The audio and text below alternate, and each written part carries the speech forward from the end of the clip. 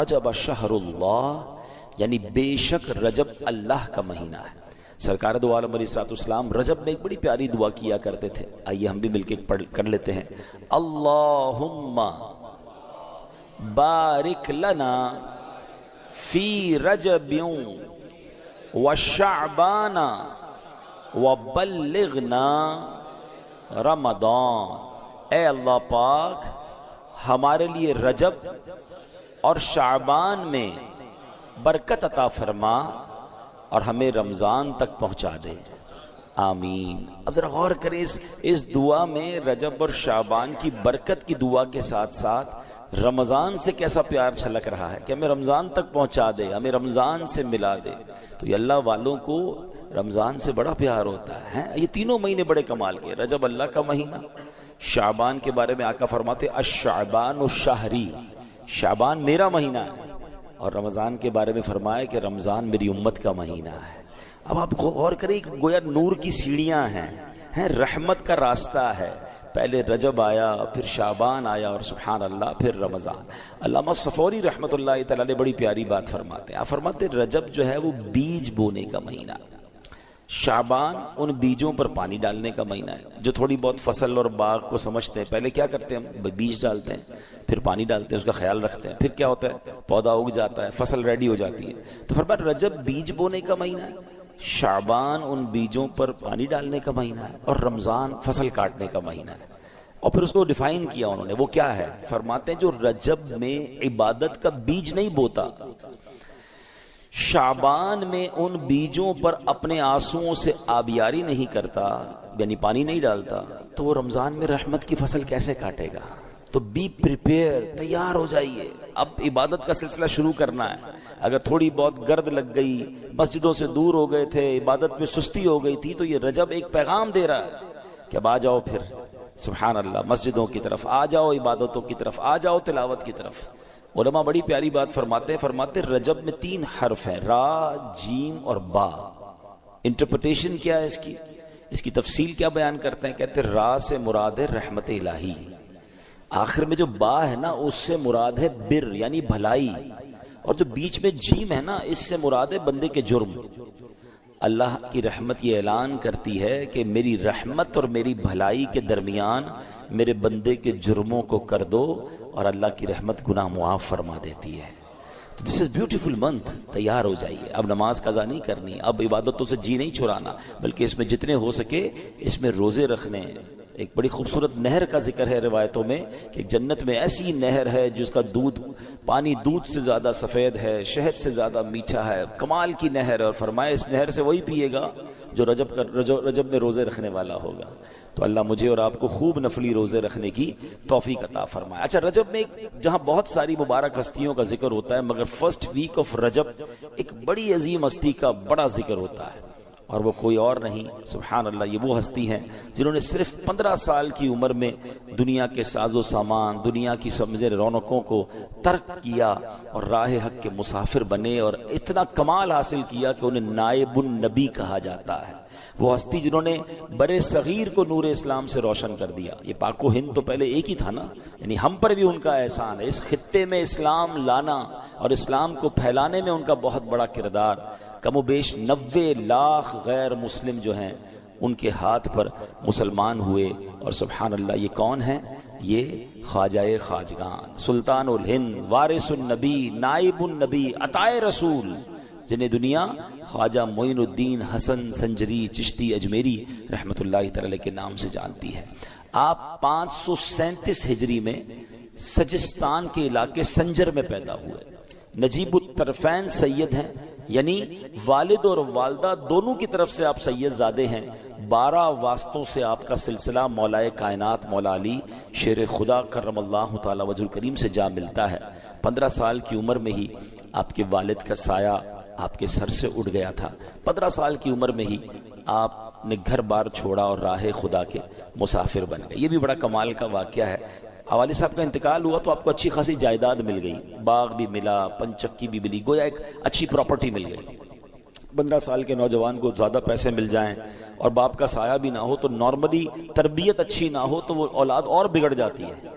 مگر والدین کی تربیت ایسی تھی، سید گھرانہ تھا، بڑا ادب سکھایا تھا والدین۔ ہوا یہ کہ آپ اپنے باغ میں بیٹھے تھے، ایک بزرگ نکلے سفید بالوں والے، داڑھی والے، چہرہ بڑا نورانی تھا، تو بڑی محبت سے اس 15 سالہ نوجوان نے اپنے باغ میں بلایا، اپنے باغ سے ایک کھجوروں کا خوشہ جو تھا، انگوروں کا خوشہ تھا، انگور نکالے، بزرگ کو بڑے ادب سے پیش کیے۔ اب وہ بزرگ اللہ کے بہت بڑے ولی تھے، انہوں نے دیکھا 15 سال کا نوجوان اتنا باادب، اتنی محبت، تو آپ نے اپنی نگاہ ولایت ایسی ڈالی اور اپنی جھولی سے ایک ایسا کھلی کا، سمجھ لے اناج کا کوئی ٹکڑا نکالا اور انہیں کھلا دیا۔ بس 15 سال کے نوجوان نے اللہ کے ولی کا وہ تبرک کھانا تھا، وہ نگاہ ولی پڑھنی تھی کہ آپ کی دنیا بن گئی اور آپ خواجہ معین الدین چشتی اجمیری بن گئے۔ پھر آپ علم دین کے لیے نکل پڑے، آپ نے اپنا باغ بھی اللہ کی راہ میں خیرات کر دیا، لوگوں کو تقسیم کر دیا۔ مگر یہاں خواجہ معین الدین چشتی کی زندگی کا جو ٹرننگ پوائنٹ تھا نا، وہ بڑا کمال کا ہے، وہ غور کیجئے، وہ کیوں ملا نہ یہ مرتبہ؟ وہ کہتے ہیں نا، با ادب با نصیب، بے ادب بد نصیب۔ ہمیشہ زندگی میں یہ فارمولہ یاد رکھیں، نوجوان بیٹھے، بچے بیٹھے، زندگی میں با ادب رہیے گا، بے ادبی نہ ہو، گستاخی نہ ہو، جو روڈ انداز ہوتا ہے نا، آج کل کا نوجوان بوڑھوں کے سامنے بھی چیخ چیخ کر بات کر رہا ہوتا ہے، بزرگوں سے بھی ادب سے بات نہیں کر رہا ہوتا۔ بے شک ہم کسی کو جانے نہ جانے، بے شک وہ غریب ہے یا ہمارا ملازم ہی کیوں نہ ہو، لیکن اگر عمر میں ہم سے بڑا ہے تو ہمارا کام ہے کہ ہم ادب سے بات کریں، ہم پیار سے بات کریں، سفید بالوں کا احترام کریں، ہمارے والد کی جگہ ہے، اور ادب ہی لوگوں کو مقام دلاتا ہے، بے ادبی برباد کر دیتی ہے۔ تو زندگی کا یہ اصول بنا لیں، اور اسی طرح بزرگوں کو چاہیے، بڑوں کو چاہیے وہ بچوں پر شفقت کریں۔ کتنا خوبصورت ریلیجن ہے میرا اور آپ کا کہ اللہ کے نبی علیہ الصلوۃ والسلام فرماتے ہیں، جس کا مضمون ہے کہ جو اپنے چھوٹوں پر شفقت نہ کرے اور اپنے بڑوں کا ادب نہ کرے وہ ہم میں سے نہیں۔ ابھی کتنی ایک ہی جملے میں ساری بات فرما دی نا، چھوٹے ہیں تو بڑوں کا ادب کریں، بڑے ہیں تو بچوں پر، چھوٹوں پر شفقت کریں، اور اگر یہ نہیں کرتے تو نبی پاک نے کیا فرمایا، وہ ہم میں سے نہیں۔ اگر سرکار دو عالم علیہ الصلوۃ والسلام نے ہی ہمیں اپنی بارگاہ سے دور کر دیا تو پھر ہم نے کہاں جانا ہے؟ تو اپنی زندگی کا اصول بنائیں، نرم، پولائٹ، ہمبل، سافٹ، اور یہی لوگ سب کو پسند آتے ہیں۔ بچوں کو بھی بزرگ وہی اچھے لگتے ہیں جو بیٹا کہہ کر پیار سے بات کرتے ہیں، ہر وقت جھاڑنے والے بزرگ بھی اچھے نہیں لگتے، اور بزرگوں کو بھی یقیناً وہ نوجوان اچھے نہیں لگتے جو بدتمیزی کرتے ہیں۔ اللہ کرے یہ بات ہمیں سمجھ آ جائے۔ تو اللہ نے 15 سال کے نوجوان کو ولایت کا کیسا درجہ عطا فرمایا، اس کی بیس کیا بنی تھی؟ ادب تھا، بزرگوں سے پیار تھا۔ تو کیا معلوم آج ہم کسی بزرگ سے پیار کریں، کسی سے محبت سے پیش آئیں، اور اس کا بارگاہ الہی میں کیا مرتبہ ہو، اس کی نظر پڑ جائے اور ہمارا بھی بیڑا پار ہو جائے۔ نگاہ ولی میں وہ تاثیر دیکھی، نگاہ ولی میں وہ تاثیر دیکھی، بدلتی ہزاروں کی تقدیر دیکھی۔ خواجہ خواجگان خواجہ غریب نواز کا وصال کب ہوا؟ 6 رجب تھی 633 ہجری میں، اور آپ کا جو مزار شریف ہے وہ سبحان اللہ اجمیر شریف میں واقع ہے۔ خواجہ ہند وہ دربار ہے اعلیٰ تیرا، کبھی محروم نہیں مانگنے والا تیرا۔ آپ کے بارے میں اب جب ہم نے قرآن پاک کی آیت پڑھی، اب آئیے اس کو دوبارہ سمجھتے ہیں۔ قرآن پاک کی اس آیت کا جز کیا تھا؟ ان الذین آمنوا وعملوا الصالحات، بے شک وہ جو ایمان لائے اور نیک اعمال کیے۔ پہلے کنڈیشن بیان ہوئی اور پھر آگے انعام بیان ہوا۔ کنڈیشن کیا ہے؟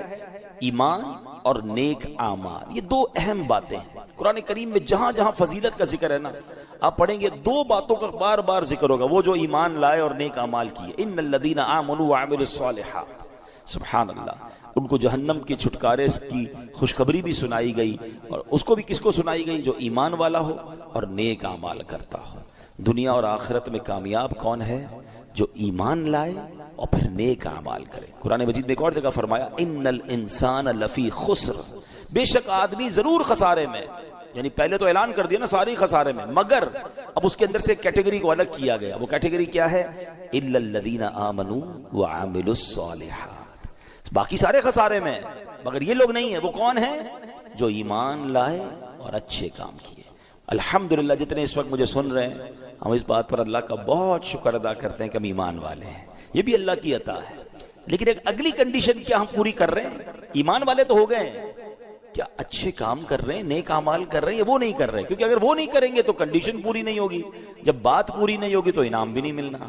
تو ایمان تو مل گیا نا، اب اچھے کام کریں، برے کاموں سے اپنے آپ کو بچائیں، پھر خیر ہی خیر ہے انشاءاللہ۔ تو اب آگے چلتے ہیں، یہاں جو فرمایا کہ جو ایمان لائے اور اچھے کام کی، انعام کیا ہے ان کے لیے؟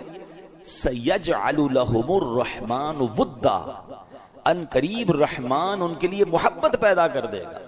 ہائے ہائے، ایک بات اور یاد رکھیے، کچھ لوگ بڑی کوشش کرتے ہیں لوگ مجھ سے محبت کریں، نہیں کرتے، لوگ پیسہ خرچ کرتے ہیں، سوشل میڈیا پہ پیسہ خرچ کرتے ہیں، وائرل ہونے کے بہانے ڈھونڈتے ہیں، کوئی صحافی کو پکڑتا ہے میرا انٹرویو چھاپو، کوئی کہتا ہے میری اخبار میں خبر لگاؤ، کوئی خود ہی خود اپنی چیزیں وائرل کر رہا ہوتا ہے، نئی محبت پیدا ہوتی ہے۔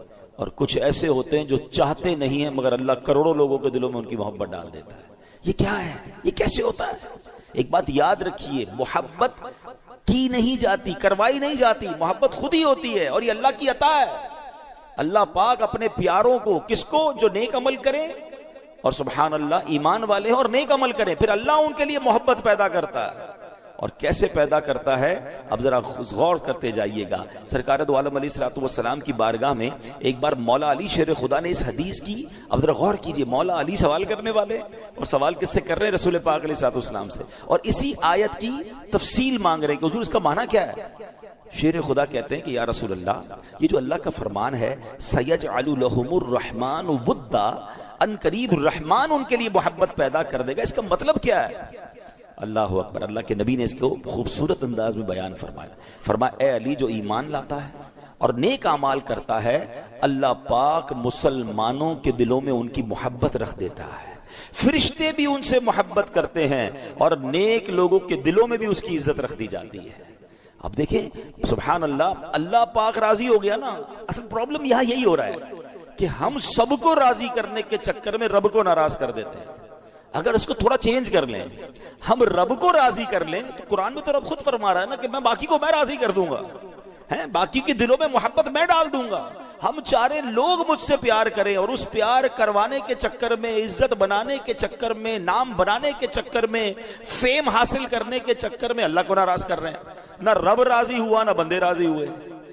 حالانکہ قرآن میں رب فرما رہا ہے کہ رب محبت کا انتظام فرما دے گا، اور کیسا انتظام کیا، اب آپ کو کچھ مثالوں کے ذریعے سمجھاؤں گا۔ اللہ اکبر۔ اب ذرا غور کیجئے، ایک بار بادشاہ، بہت بڑا نام ہے بادشاہ اکبر جو ہے، اور ایک بزرگ تھے شیخ سلیم چشتی، وہ بظاہر تو بڑے غریب تھے، وہ دونوں دربار خواجہ غریب نواز پر حاضر ہوئے۔ خواجہ صاحب کے مزار پر بڑے بڑے بادشاہ اس وقت بھی آتے تھے، اب بھی آتے ہیں۔ تو اکبر بادشاہ بھی تھا اور شیخ سلیم صاحب بھی ساتھ تھے۔ تو بادشاہ نے شیخ سلیم صاحب سے پوچھا کہ اے سلیم، یہ تو بتاؤ خواجہ غریب نواز کا رتبہ کیا ہے، مرتبہ کیا ہے؟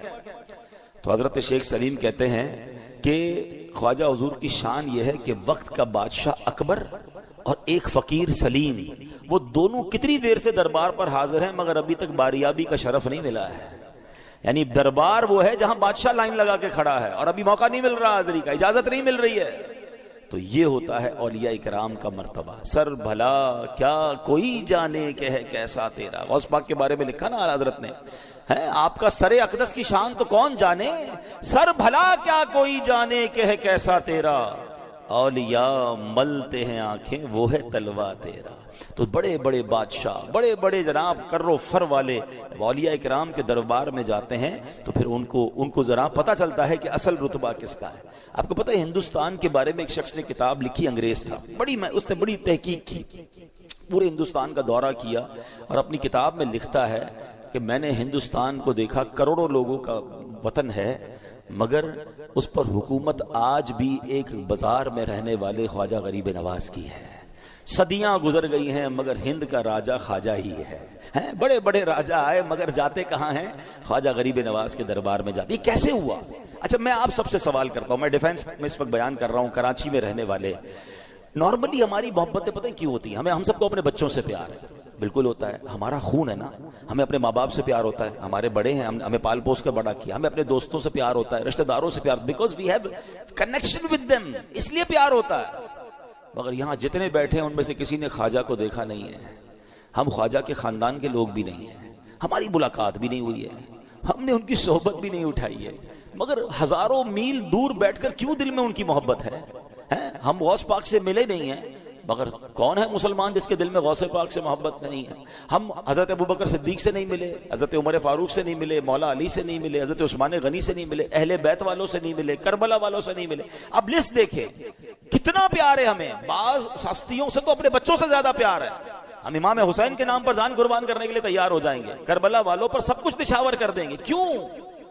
ایسے نہیں آتی محبت، یہ اللہ نے ڈالی ہے۔ اور یاد رکھیے گا، پہلے اللہ اپنے نیک بندوں کو آسمانوں پر مشہور فرماتا ہے۔ ہاں، اب ایک اور حدیث سنیے گا، آپ کا ایمان تازہ ہو جائے گا۔ حدیث پاک کی بڑی مشہور کتاب ہے مسلم شریف، ٹھیک ہے؟ اس کی حدیث ہے، سرکار دو عالم علیہ الصلوۃ والسلام فرماتے ہیں جب اللہ کریم کسی بندے سے محبت فرماتا ہے تو حضرت جبرائیل کو حکم دیتا ہے۔ اب سنیے گا ذرا، حضرت جبرائیل کو حکم دیتا ہے، انی احب فلانا فاحبہ، اے جبرائیل میں فلاں بندے سے محبت کرتا ہوں، تم بھی اس سے محبت کرو۔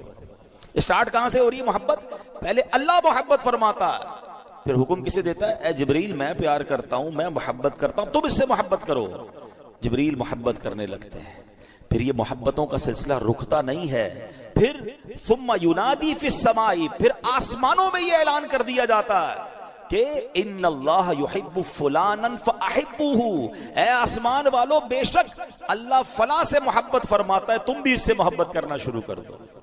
یعنی آسمانوں پر شہرت ہو جاتی ہے، فرشتے محبت کرنے لگتے ہیں، پھر اللہ اب گویا سارے آسمانوں میں اللہ کے اس نیک بندے، اس ولی اللہ کی محبت عام ہو جاتی ہے۔ اس کے بعد کیا ہوتا ہے؟ حدیث پاک میں نبی پاک فرما رہے ہیں ثم یدعو له القبول فی الارض، پھر زمین میں اس بندے کی مقبولیت رکھ دی جاتی ہے، یعنی لوگوں کے دل اس کی طرف مائل کر دیے جاتے ہیں۔ اللہ اکبر! یہ آج اللہ والوں کی محبت جو ہمارے دلوں میں ہے نا، یہ محبت پہلے آسمانوں میں ہے، پہلے فرشتوں میں وہ مشہور ہوتے ہیں اور پھر زمین والوں کے دل ان کی طرف پھیر دیے جاتے ہیں۔ مجھے بتائیں نا، آج ہزاروں سال ہو گئے اولیاء کرام کو اپنے مزارات میں آرام فرما ہے، ہم کہیں اور نہیں جاتے، ہم ڈیفینس میں بیٹھے ہیں۔ کبھی جائیں، حضرت ہمارے عبداللہ شاہ غازی رحمۃ اللہ تعالی علیہ، یہ پہلی صدی کے بزرگ ہیں، 1300 سال پرانے بزرگ ہیں، مگر بتائیے کون سا دن ہے جہاں ان کی بازار پر جھمگٹا نہیں لگا ہوتا؟ دنیا بھر سے لوگ آ رہے ہوتے ہیں، ارے لوگ پنجاب سے آتے ہیں، خیبر پختونخوا سے آتے ہیں، بیرون ملک سے ہمارے مہمان آتے ہیں، کہتے ہیں ہمیں عبداللہ شاہ غازی جانا ہے۔ بھئی تمہیں کس نے بتایا عبداللہ شاہ غازی یہاں ہے؟ کہتے ہیں ہم نے پڑھا ہے اللہ کے ایک ایسے ولی ہیں، اتنی بڑی ہستی ہیں، ان کے مزار پر جاتے ہیں، اپنا پیسہ خرچ کرتے ہیں۔ ایسا نہیں ہر جانے والے کی کوئی تمنا یا کوئی معاملہ اٹکا ہوا ہوتا ہے، بس اللہ ان کے دلوں کو پھیرتا ہے۔ کراچی میں رہنے والوں کو داتا صاحب جانے کی بڑی تمنا، بابا فرید جانے کی بڑی تمنا، ہم یہاں رہتے ہیں ہند جا نہیں سکتے، اجمیر شریف جانے کی تمنا۔ میں گیا ہوں اجمیر شریف، ہزاروں لوگ روزانہ حاضری دیتے ہیں، مسلمان تو مسلمان، غیر مسلم بھی وہاں آ رہے ہوتے ہیں۔ ارے کبھی بغداد شریف جائیں، وہاں دیکھیں کیا حال ہے، یہ کیا ہے۔ اچھا کمال کی بات دیکھیں، کئی سالوں سے ہیں، بہت سارے سالوں سے، اب تو سوشل میڈیا کا زمانہ آ گیا ہے، کتنی کوشش کی جاتی ہے مزار سے روکنے کی، مزار کے خلاف غلط باتیں کر رہے ہوتے ہیں، جناب وہاں جانا شرک ہے، وہاں جانا بدعت ہے، وہاں جانا جناب یہ ہے، روکنے والے روک رہے ہیں، مگر اللہ نے ایسا پیار ڈالا ہے کہ لوگ ہمیشہ وہاں جا رہے ہیں۔ اچھا یہ ہاں میں ایک بات کو ضرور کلیئر کر دوں، ہمیں بھی پتا ہے کہ مزار شریف پر کچھ ایسے جاہل لوگ ہوتے ہیں جو غیر شرعی کام کرتے ہیں، لیکن ہمیشہ یاد رکھیں آپ کے ناک پر مکھی بیٹھی ہو تو ناک کاٹتے ہیں یا مکھی اڑاتے ہیں؟ آپ مکھی اڑائیں گے نا، تو آپ غلط کام کرنے والوں کو غلط کہیں، ان کو ہٹائیں وہاں سے۔ آپ کئی شادیاں جو حرام کام ہوتے ہیں، آج تک کسی نے نہیں کہا بھائی شادی بند کر دو، شادی میں حرام کام ہوتے ہیں، نہیں وہ تو بڑی میٹھی سنت ہے، بندہ یہ کہے گا غلط کام نہ کریں شادی میں۔ تو الحمدللہ دعوت اسلامی والے صرف بات نہیں کرتے، ہم نے الحمدللہ اس کا ایک پورا پروسیس بنایا، ہم نے ایک پوری مجلس بنائی مزارات اولیاء کی، کہ مزارات پر جا کر جن لوگوں کو شرعی طریقے سے بزرگوں کے دربار میں حاضری کا طریقہ نہیں آتا، انہیں مزار پر جا کر سکھاتے ہیں، بتاتے ہیں کہ یہ حرام ہے، یہ ناجائز ہے، مگر جو جائز طریقہ ہے اللہ والوں کی برکتیں نہیں ملیں گی، کیسے ہو سکتا ہے؟ آپ مجھے بتائیں جنہوں نے اللہ کو راضی کر لیا ان کے مزار پر کتنی رحمتیں برس رہی ہوں گی۔ بڑی آسان سی بات کر لیتا ہوں، مجھے بتائیے حضرت زکریا اللہ کے نبی ہیں، ٹھیک ہے، اور ان کے دل میں ایک تمنا تھی اولاد کی۔ قرآن کا واقعہ بتا رہا ہوں، قرآن پڑھیں تو آپ کو تفصیل ملے گی نا، سورہ مریم پڑھیں تو کیا ہوا، ان کو جب اولاد کی تمنا تھی تو انہوں نے کہاں جا کر دعا کی؟ محراب مریم میں جا کر۔ حضرت مریم جس محراب میں عبادت کرتی تھی، حضرت زکریا نے جا کر وہاں دعا کی، اللہ نے اس مبارک مقام کی برکت سے آپ کو اولاد عطا فرما دیا۔ خوبصورت واقعہ پتہ ہے کیا سکھا رہا ہے؟ وہ کہیں سے بھی لوگ کہتے ہیں نا مزار پر جانے کی کیا ضرورت، اللہ سے ہی مانگنا ہے، مسجد میں بیٹھ کے مانگ لو، گھر میں بیٹھ کے مانگ لو۔ حضرت زکریا کو نہیں پتا تھا کیوں گئے تھے محراب مریم میں؟ جہاں اللہ والوں کے قدم لگ جائیں وہ جگہ مبارک ہو جاتی ہے، وہ دعائیں قبول ہونے لگ جاتی ہیں۔ اللہ اکبر، یہ تو واقعہ قرآن میں ہے نا۔ مجھے بتاؤ، اللہ والوں کے قدم لگ جائیں، وہ جگہ مبارک ہو جائے جہاں اللہ والے خود موجود ہوں، وہ جگہ کتنی مبارک ہوگی۔ تو بہرحال میرا موضوع یہ ہے کہ اللہ پاک کس طرح لوگوں میں اپنے نیک بندوں کو مشہور کرتا ہے کہ پہلے آسمانوں میں محبت پیدا ہوتی ہے، پہلے وہ فرشتوں میں مشہور ہوتے ہیں، اور پھر سبحان اللہ یہاں مسلمانوں کے دلوں میں محبت ڈال دی جاتی ہے۔